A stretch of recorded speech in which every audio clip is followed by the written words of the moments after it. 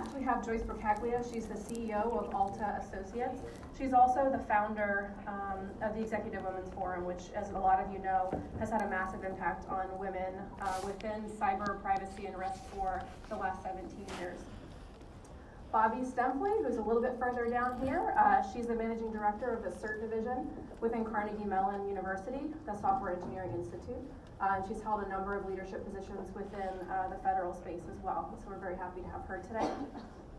Elena Alkina is directly to Bobby's right. She's the co-founder and a board member of the Women in Cyber and Privacy, and she's also a partner at Albiata Consulting within the Silicon Valley in the space of privacy and data protection.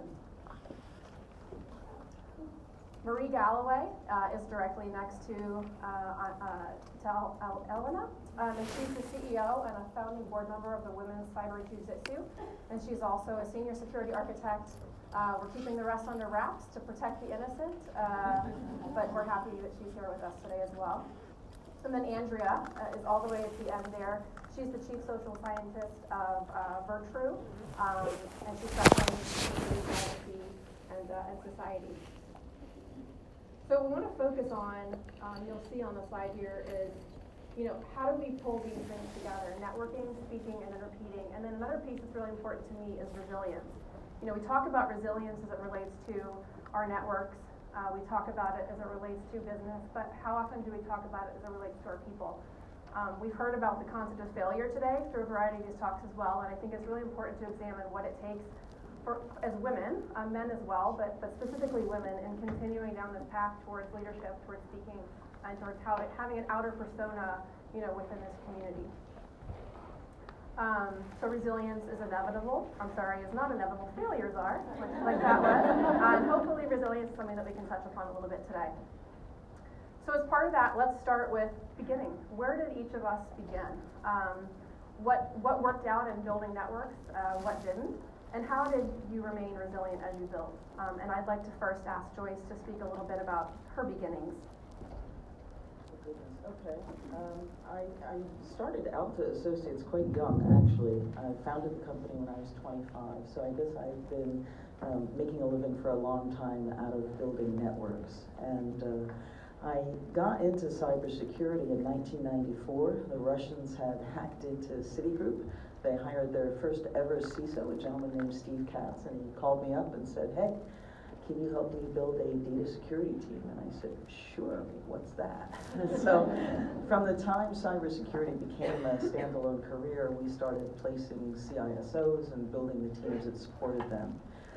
Many years later, probably, a real long time later, in 2001, he and I were having drinks, and we kind of got into a little bit of an argument about how many women there were in cybersecurity, and I said there was a lot, and he said no, there wasn't, and I opened up my drink napkin and wrote down a bunch of names and opened it again and again and said, wouldn't it be really cool if I could put together a cocktail party for these remarkable women? And he said, yeah, I think that was a good idea. And what started in my mind as a cocktail party in Manhattan ended up being 125 women in Sanibel Island, Florida, and the birth of the Executive Women's Forum. So networking has really ingrained in everything that I do. And what I can say to everybody is it's kind of like a muscle. The more you do it, the stronger it gets and the easier it becomes. That's great. Bobby, did you have any thoughts you wanted to add to that as well? Yeah, so I think that idea of it being a muscle is really important because for me, over my career, finding my voice turned out to be a lot more difficult than looking back, it turned out to be a lot more difficult than I thought.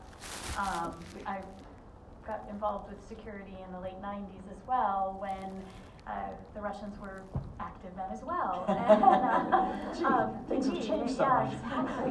The world. Everything will see you again. But really making sure that I had something, feeling like I had something to say and something to contribute to a relationship with another woman, with a man, with an organization, with whatever that was a really difficult thing for me to wrap my head around. That to network and to be resilient, a big part of what you have to do is own your part of that relationship, build that muscle as a part of it. And so I think I think for me that was a big aha moment, was that piece. Ellen, I think you also have a really interesting perspective from your background as well. So I come from Russia. I wasn't the one who hacked everything. Although it would be very cool. So when I grew up in Soviet Union and like younger Russia after the Soviet Union collapsed, and the culture that I remember, I moved 20 years ago, it was very different. That networking wasn't something that was kind of valuable or encouraged to do. So when I came to this country, being an introvert and being someone who didn't speak English and culturally in such a different place, I was challenged. And I remember everyone was telling me, you have to network. And I'm like, oh, but I don't know how and I don't want to. It's just, and everyone was like, you have to learn. It's all right, learning is fine. I took a class, and I remember I just really loved it. And at that time I took a class,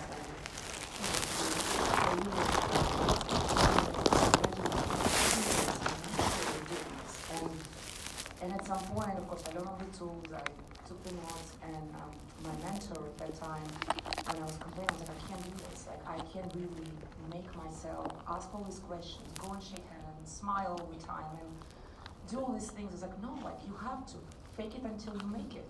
And I hated that phrase even more. I was like, I don't want to be fake. That's exactly what I don't want to do. I want to be authentic. I want to be myself. I want to talk about what I want to talk about. And she said, no, it's not what it means. Like, fake it until you make it. Really try to find something in the person that you're interested in. Like, truly, like, either you share some values or experience or an article or news and build on that. You don't have to fake your interest in a topic or person, because you will develop it naturally. And when you start building that, like, your questions and conversation will come up naturally. So it's not really networking, it's just communicating with people. And when I was like, okay, I like that. So, and I started doing this. And fast forward now, I can't imagine my life without networking. And I do not like it still. And I still feel pressured and I need to recharge after that. But I learned so much by talking to people and learned so many things from others, more than from any classes or workshops or from training on my job. And also so many wonderful people I met and community. Without networking, you can't do that. So when I look at that, it becomes easy. Mary, I'm looking at you. Did you have some thoughts you wanted to share about your beginnings in IT and kind of how you found your way? So I'm newer in cyber. I've been probably about 10 years. When I first started out, I hated it. I wanted to leave my job because they wanted me to be the secretary or file stuff. And I was like, no, I want to pull cables. I want to do routers and switches and work with all this stuff. And so what I did was I studied a lot. I took a bunch of certifications so that I could be at the same level as these guys, because I thought I wasn't smart enough. I started building my network in 2013 when I met Lisa at a CISSP study group.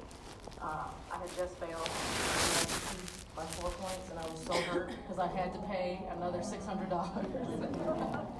And I was like, I'm never taking this test again.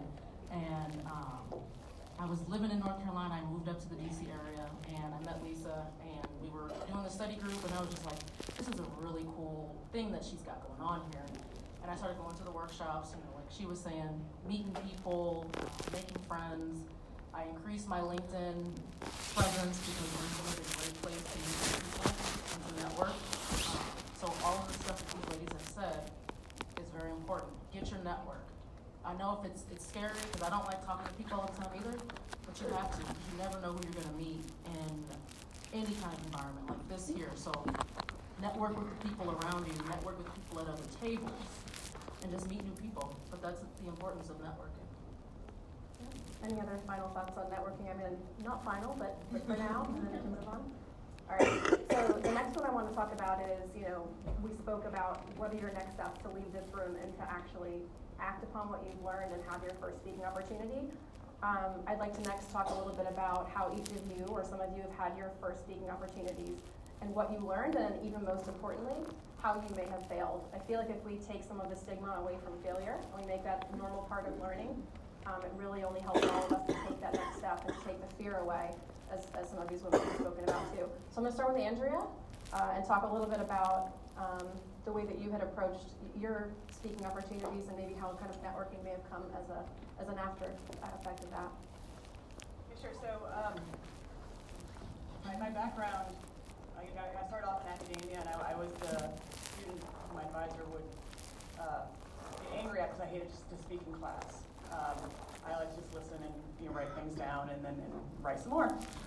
So that's how I spent a good part of academia. And then part of that though is you have to actually go out and give some talks. And so I did that, and for that I have a background with quantitative studies of international conflict and things along those lines. That's actually quite relevant to this industry, which has been great. And then went into the government, and the government's where I actually started doing some more presentations to a very diverse audience. And so it was interesting doing those, but those were still sort of on a smaller unit, and it was different from the security team. So once I left the government and got into security, my first talk was at Women in Cybersecurity, poster over there. And getting back to what can you possibly add as a new industry, I did a talk on bringing it back between Silicon Valley and DC, which is still a perpetual problem, but it was something that I had a foot in both doors, and that's sort of my meandering career has enabled me to be a bridge builder, and so I've leveraged that for speaking out to the various audiences. And so I think I mentioned earlier, I really was being frustrated both for the lack of women speaking, and that was my big impetus. We just really, I got really frustrated, and I got even more frustrated seeing all the women who were talking about, or seeing all the people who were talking about cyber conflict not have a conflict background. It really, it kind of just tore away at me the more I saw some of those discussions, and so I figured, well, at least, I can do at least that well. And so that was sort of the pep talk I gave to myself, but I also wanted to make sure I chose a venue that I felt would be receptive and would be a good place for a good learning experience. And so sort of finding that right fit was really, really important. And that's how I got my start, and you've been branched off. Spoke in London, in Santiago last year on a variety of things, and so it's really exploded. I think like everyone here has hit upon that really, once you get that first step out, that first step really is the hardest. And there are going to be failures along the way. I've had the brain freeze that happens, and you do. I love that notion of fear plan. Like that I've never had a term for that, so now I'm going to borrow that because absolutely. I did one of my first broadcast interviews, and I knew what the first question was, and then it came, and I froze. And so I was like, oh. But then I had my backup and just started talking. So that's where some of the resilience came in, and then through all the various the talks that I gave to women in cybersecurity, I met other women in cybersecurity. That was one of the only ways I actually met other women in cybersecurity initially, because my company didn't have many. So again, it's in social science, there's the network effects, right? And so social network analysis, and that's what happens as you grow your network. It grows and gets bigger and bigger and bigger, so you have several hops out. You've got a very broad network that can help support you and provide you guidance as for your next career path. That's a great point. And I think it pulls together a lot of ideas and discussion points that we've had from earlier today as well. I'd like to open it to other women on the panel to speak about either whether it's your first opportunity or maybe it was that coupled with failure. And I'm going to put a really interesting quote on as well as we go through this. I love this quote from Ellen DeGeneres. When you take risks, you learn. There'll be times when you succeed and times when you fail, and both are equally important. So I'll just open the floor, a little more organic. Anyone that would like to share either your first speaking opportunity or maybe one where you had a particular failure. And take some of the stigma away. It's okay. It's part of learning. I would just notice like how some people, even if they don't have experience, how maybe it will inspire, give you ideas how to search for that first speaking opportunity.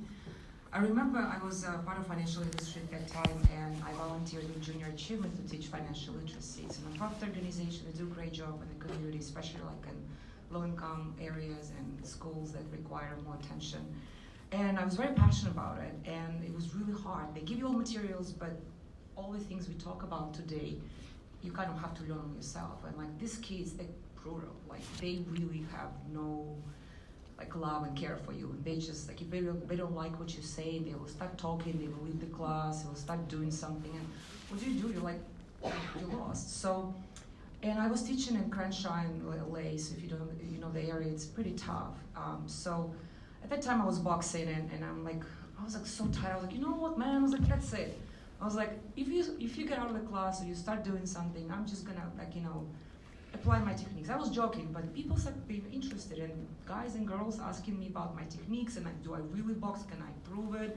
So we kind of, we skip kind of like the whole financial literacy aspect into like techniques, and we bonded, we built the relationship, that's it, it stopped. Like they respected me, they started listening to me, and a few people a few students wrote down some good, I guess, feedback for me.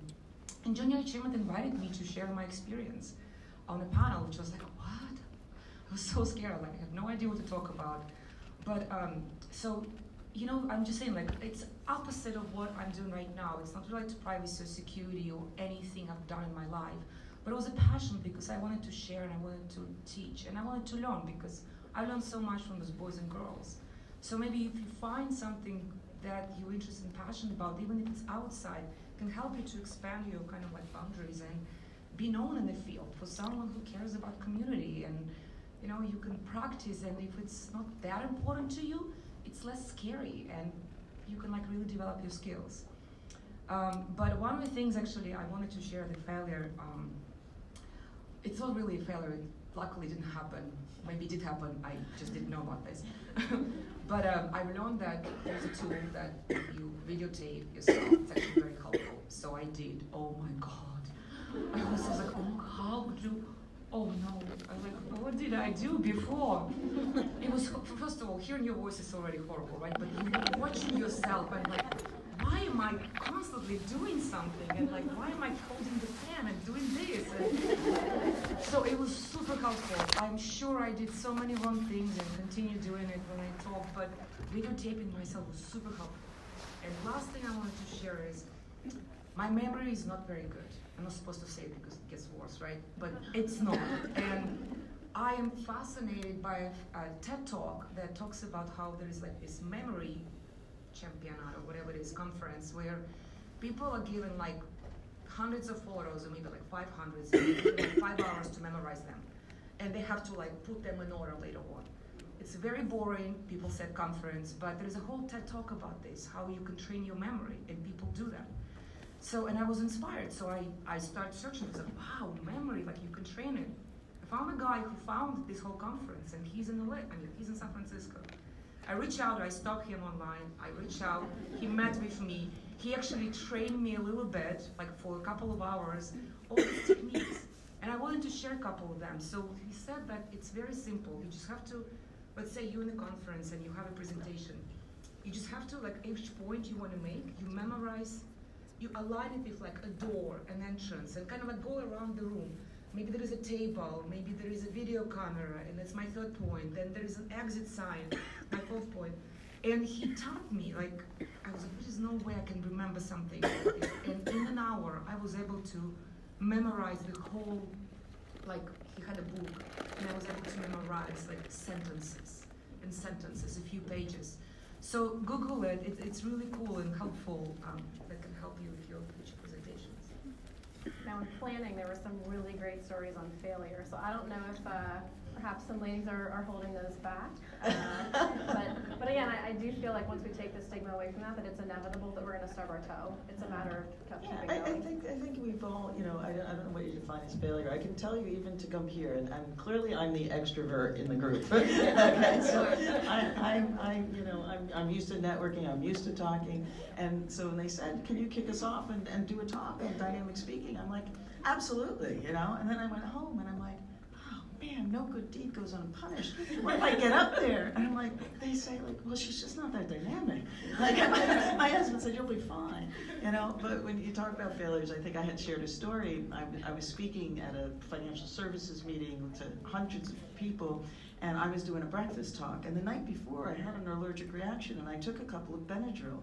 And I don't really do well on Benadryl. So I woke up and ran downstairs, and I started my talk, and I was having a complete out-of-body experience because my mouth was moving, and I know I was talking, but I had no idea what I was saying. And as I was talking, I was having an entire conversation with myself in my head saying, I have no idea what I'm saying. So I think that I pulled it off.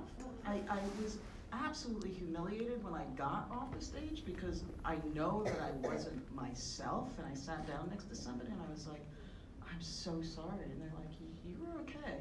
I know you, so I know you weren't like on, but I don't think anybody else really caught it. But the more I talked and the more I talked to myself at the same time I was actually speaking out loud, I was freaking myself out. I think for me, that piece of information has been really hard for me to internalize, and that is that it's worse in my head than it is for anybody else in the audience. And you don't know that, like, there's parts that I planned on saying this morning that I just never got to. And after I like missed a point that I knew I wanted to say, and I was talking in my head again, 'cause I'm schizophrenic, I think. But you didn't know it, so I think that point is the audience doesn't know exactly every point, and as long as you're authentic, you're getting your message across, you're fine. You know, so you shouldn't kind of beat yourself up that you didn't hit every single point you wanted to say. Beyond the getting on the stage and completely forgetting what I was going to say, there's a horrific video of me on YouTube giving a talk in San Diego. So there's nothing like your worst talk memorialized as part of it. But the lesson I learned, even going back and watching it and just going, oh my gosh, really? That was a bad Dayquil moment myself. But realizing that I couldn't, even though it's memorialized on YouTube, I couldn't let it stop. Right? I had to work really hard to separate I have something worth, I have knowledge that maybe somebody else needs, and a one-to-one doesn't scale. Right? I mean, I wish people don't scale. And so my ability to hear, when everybody says there's this thing you know that I would like to hear, I've got to be able to do that in a way that isn't just one-to-one. That means I've got to get over my fear of being able to talk. So now I need to be comfortable in what I have and know I can talk about it. And I have to build a connection of people who then can give me feedback on whether it's been useful and continue to update it. And so I've got to get over my fear of talking to people as well. And so, separating those into things that I could break down and build the muscle of was important. And be careful with medication. And be careful, yeah. I think that's a really good segue too, because the last part of the definition of this panel, and this is advancing without me, so this is like the opposite problem. I'm not going to touch it, let's sit down. But it's really how do you repeat the action? So now you have submitted your first abstract, you've knocked it out of the park in your first session. How do you create the muscle, right? How do you flex that muscle to the point where now you're a speaking powerhouse and now they're calling you, right? Because they want you as a keynote. How do you make that transition? And I think knowing that it's probably baby steps, it's not like all of a sudden one day you have arrived. But how do you find your voice, point of view, and then sort of repeat that action? And I'll start with Andrea. Yeah, I think just even the notion that you can give a similar talk the second, third, fourth, however many times was something that I didn't really realize when I first started speaking. I thought I had something 100% different from any previous talk I gave, and so I had a year where I was doing an awful. I burned myself out because I wanted to make sure I could show like the whole breadth of my expertise. I didn't think I could actually reuse any of my material, and now I do. I mean I mean, take anything away. It's absolutely okay to have a talk. You update it. You take your lessons learned. You learn what if you had a little failures. If you said some acronym with the wrong word, you gave a wrong statistics, whatever. And those kind of things happen as you move along. You learn from them, and then you improve it. And then obviously, the audience is going to be different too. I mean, that's the other thing is you're going through and giving a similar talk. It's not identical to the talk you gave before. You're updating it. You're learning from it, and the audience is going to be somewhat different regardless. I mean, there's no two audiences that are going to be the same, and so you're going to be tweaking it to include some sort of current event or some sort of how trends may have changed, new data may have come out. And then the audience might be different. If you give a talk, I've given a talk that I could go deep in the weeds, technical to more of a InfoSec crowd. Then I've also given it to policymakers. Those were similar themes, so I actually didn't have to do a lot of the additional research, but I had to change my slides a ton, and my story along it was very different, and how deep I went in different areas. One area was very heavy on policy, one's heavy on tech, and then but still enough on the other to help engage the audience. And so that's how you sort of do that rinse and repeat, and highly, highly recommend doing that. At the end of the day, I don't think any of us have it. It's not our main job is to go out and give talks. It's almost something that you do on the side. And so it makes your whole life a whole lot better if you're not starting from scratch every time. That's a great point. Any other thoughts on sort of repeating your actions and turning it into something that you can repeat and refine over time? I think one of the things that sometimes women don't do particularly well is kind of brag about themselves. And if you've done a great talk, you should be using your social network to be announcing, hey, I'm speaking at this event. Or, if you have access to download the talk once you've got it, put it on your social media. In order for you to build a brand for yourself, that you're actually a good speaker, you have to let people know that you've done it. You have to let people see it. You have to talk about it. And then you have to actually ask people and let them know you're available to speak. So, just like when we talk about, there's not enough women speaking at RSA, well, how many women have applied? So I feel like you don't have the opportunity to complain if you're not taking the action to do something about it. So if you want to speak and you do speak, then let people know you're interested in speaking, right? And one thing will snowball to the next, and eventually you'll actually enjoy getting up and speaking, and people will start asking you. So real quick, if speaking at a conference is scary for you, start small. Start in your local community, go to meetups, and present a topic that you're interested in. Get that feedback from the community that you're in currently, right? So in between the conferences, there's a whole year from now until next RSA. You have plenty of time to go and present different topics and see which one you would actually want to submit to RSA. It's probably easier to speak in smaller groups. I think it is a little bit easier. I don't know if they do, but they speak in front of like thousands of people. They didn't start there, right? They started in a smaller group. Start with the ladies at your table, right? Start with your family, or at work. If you have a topic you want to present at work, get a couple of folks together, say, hey, I want to talk about this. If you're working on a Raspberry Pi or something technical, or if you're learning about some new policy, talk to the folks that work about it. And that puts your name out there. And you can also update your LinkedIn and announce that you've done these kind of presentations. Very important. I just wanted to comment something what Joyce said. For many of women and men too, it's hard to share what they're speaking at the conference, just like uncomfortable. We're a special place for women who don't support other women, and so just be aware if your colleague is speaking or your friend, just announce it and tag her or him on social media, especially for women. Just support them this way because, it's kind of like you support others and they will support you in return. So especially if it's difficult for you, or ask your colleagues, hey, I'm speaking, do you mind sharing it and kind of like tagging me? It's fine as well, like our team does a good job. Risk team or leader team, every time we have someone who's speaking, we always like, is it okay if we share it on social media? Of course, it has permission first. And if we get the permission, we like share it and tag the conference and talk and a picture or like the topic. So it's very helpful to support others. And don't be hesitant to ask your friends and colleagues to support you. And don't be afraid of panels either, right? A number of these call for proposals are open for panels. And it's a really good way of getting started too, and bringing together different perspectives. We didn't talk a lot about that today, but it can be a really useful thing, particularly if you have a colleague you don't agree with, because these topics are not clear, right? There's no right, there's not always a right answer, and there's a lot of evolving knowledge, and so the ability to explore it in a panel can be a really useful thing. Yeah, that's a great point.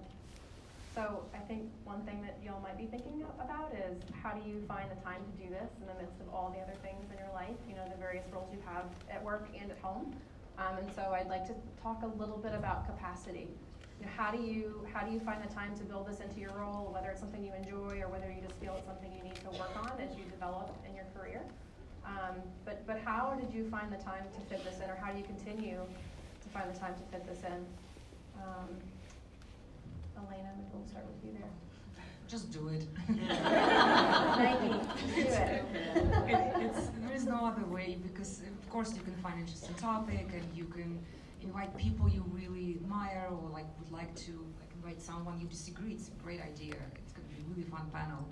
And but at the end of the day, just pick a few conferences or a few things and commit to it. And you'll always find an excuse to say why you don't want to do it or you can't. And if you just find a date, find a conference, and submit your proposal, it's just very hard to escape. So you can. I mean, you can, but it's going to be really hard. So, and it's going to be fun and interesting, and you will regret it the day before, saying, "Why did I do it? Oh my God!" I always say it, but when it's done, I was like, "Oh yeah, what's next?" And so it's fun, entertaining, and the whole thing. What I do and it works for me. I pick a topic I don't know much about, and I learn it, and I master it to the point that I was like, I can write a book about it right now. And that never happens because my time is just like so limited. And even the blog, I try to write something, like a summary. Like even like not a blog, like a paragraph on LinkedIn or something. And sometimes it's challenging, it takes little steps. But finding a topic that not many people talk about, or something that you're really passionate, and learn it back and forth so you master and you talk about it. And you will see how you can repeat it at different conferences, and also you will be invited. I'll give an example. Like I used to run the identification program at my previous job at McKesson's, Fortune 5 company, and we built it from scratch. And I left before we finished it, but I loved it so much. It was outside of my comfort zone. I pushed every button that I have, and I just love that challenge. So I continue doing it. I continue learning and talking about it. And to that day, I still get invited, and I keep my knowledge up to speed. And it's such an interesting topic. And it helps me in my career, and it helps me to keep my kind of focus outside of privacy and security, what I do on a daily basis. So just, find interesting topic and master them and be the expert. So people invite you, and you feel confident, and you can apply yourself. So something else that, and I wasn't here for the first talk because of airline problems. Coming from Las Vegas to San Francisco is clearly a difficult task, but But you made it. But I made it, yeah. She said writing blogs and stuff. If you're afraid to talk, start writing. That'll help you develop your ideas. Write a LinkedIn article, write a guest blog for some magazine or something. If you're a part of an organization that has a blog, write something for them. It doesn't have to be 5 pages. It can be, 100 words, 200 words, 300 words, whatever. But that's a great way to start developing your ideas and getting them on paper so that you can take that to a presentation. This is an excellent point. One thing I wanted to mention, even before you start writing a blog, if you want to start somewhere small, like little baby steps, like read an article, find a good article, and share it on LinkedIn and share your summary, your point of view. If you do it even once a week, and you start sharing, maybe, target organizations like RSA or Information Privacy Professionals, IPP, so you will be seen, and you will start seeing others, and people will start reaching out to you, and so that can really create a snowball that can grow with time. So just even a blog is this is so scary. Read an article and write your point of view. That's it. Yeah, and I think you have to start small. So if you really are thinking about submitting for RSA next year, then I think you should put some goals way before that to think about, can I get on a panel? Can I talk? There's so many conferences that look for just a moderator for a roundtable discussion. That's such a simple thing. No, but you go to so many events like this, and each table they'll ask for someone to be the table leader to start the discussion.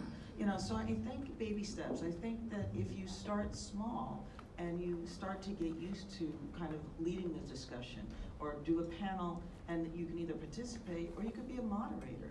Being a moderator is actually hard work if you do it right? Because the last time I moderated a panel, the people were like, wow, you really go into detail. But if you want to come across good as a moderator, that's a talent that people will really seek out.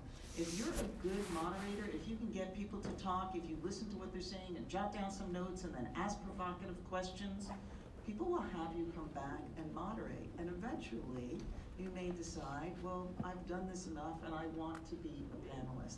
I think it's so much easier to be either on a panel or to co-present because you're just not doing the lift on your own, right? When you're up here, it's always scary. I'm nervous before I come up here, and I talk all the time.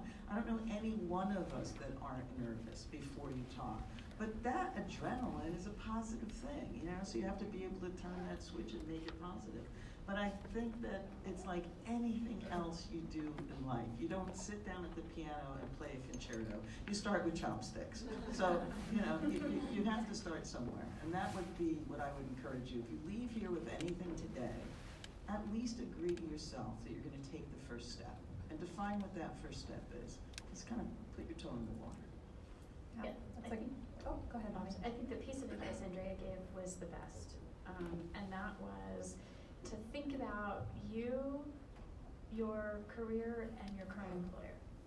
They're not the same thing, but the more that those things line up with your desire to grow professionally and the content to present, that is a really helpful way to make the space in your day-to-day life to do those things. And I know of no employer that doesn't want their employees to grow. I mean, we're in a talent war in the tech community, and so people want their employees to grow, and they want their brand to be powerful so that people want to come work for them, so it's this virtuous cycle that you can take, that you can leverage. And when you do that and find your themes, it builds your brand, and your job is just a part of your platform, not all of it. That's a great point. It was her point. Oh, I just said it. Well, great summary. And speaking of summaries, and so I think based on time, we want to make sure there's enough time for you guys to ask some great questions. I mean, I think mine were pretty good, but you guys might have better ones. I just think it's been a fantastic afternoon of listening to a lot of really wonderful women share their own personal journeys and hopefully paying it forward to hope that a bunch of you are inspired to do the same and to keep going with your own passion and your own careers. And so this really is a call to action, as women and even as men, sit down and be quiet. We need to all get involved, and as we've talked about today, there's a lot of different ways to do that. And everyone will be available after this at the closing ceremony to share, again, any other personal thoughts, advice, or hear your feedback. I think we're all open to feedback. That's how we all get better. Again, connecting, promoting, and cheerleading is the best way, and it's coaching, not cheerleading. We can all be coaches, and we can all cheer and coach. So let's go celebrate, let's go network, and thank you all for joining us. Hold on 1 second, can I say something real quick? So I'm the network. Yes, please. I'm the IBM network. I've been working really hard to grow my LinkedIn network, and so I don't know if you all know, don't be on the public Wi-Fi when you do this, but if you go to your LinkedIn on your phone right now, and you click the little people at the bottom, and you click Find Nearby, if we're all on that page, we can all connect with each other on LinkedIn right now, and just go through and find nearby people.